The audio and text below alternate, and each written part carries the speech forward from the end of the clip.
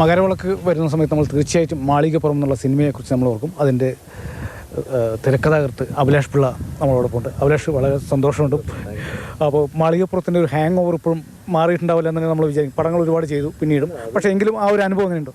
അതെ, മാളികപ്പുറം ലൈഫിൽ ഒരിക്കലും മറക്കാൻ പറ്റാത്ത സിനിമയാണ്. എന്നെ സംബന്ധിച്ച് ഞാൻ പല വേദികളിലും പറഞ്ഞിട്ടുണ്ട്, ഞാൻ ഇനി എത്ര സിനിമ ചെയ്താലും മാളികപ്പുറം എൻ്റെ ഏറ്റവും സ്പെഷ്യൽ സിനിമയാണ്. അപ്പം ഓരോ തവണ ശബരിമല സീസൺ വരുമ്പോഴും ആളുകൾ ഇപ്പോൾ മാളികപ്പുറത്തെ പറ്റി അതിൻ്റെ ടാഗുകളൊക്കെ നമ്മൾ ചെയ്യുമ്പോൾ നമ്മൾ ആലോചിക്കുകയോ ഇതൊരു ലൈഫ് ലോങ് അച്ചീവ്മെൻ്റ് ആണല്ലോ. അപ്പോൾ തീർച്ചയായിട്ടും ഇപ്പോൾ നിങ്ങൾ മാതൃഭൂമി ചാനൽ പോലെ ഇന്ന് നമ്മളെ തേടി വന്നിട്ടുണ്ടെങ്കിൽ അത് മാളികപ്പുറം ഒരു സിനിമ ഷൂട്ട് ചെയ്ത് തന്നെ ഒരുപാട് റിസ്ക്കാണ്. കാരണം ശബരിമല ഷൂട്ട് ചെയ്യുക എന്ന് പറയുന്നത് ചെറിയ കാര്യമല്ല.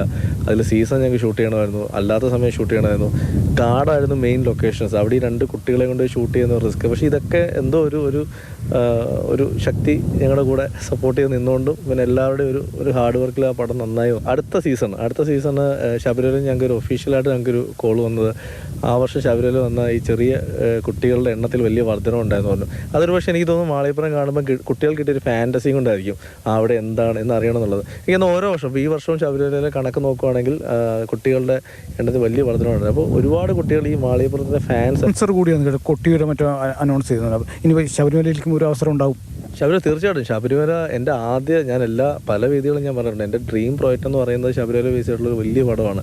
തീർച്ചയായിട്ടും അത് എല്ലാം ഒത്തുവരുവാണെങ്കിൽ 2025 പകുതിക്ക് ശേഷം അത് സംഭവിക്കും. അതൊരു വലിയ പടമായിരിക്കും. അത് മലയാള സിനിമയെ അത്രത്തോളം എനിക്ക് മറ്റൊരു തലത്തിലേക്ക് എത്തിക്കണം എന്ന് ആഗ്രഹിച്ച് ഞാൻ ചെയ്യുന്നൊരു സിനിമയായിരിക്കും ആ സിനിമ.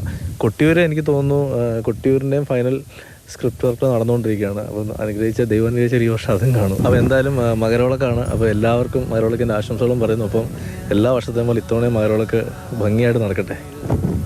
വളരെ സന്തോഷമുണ്ട്.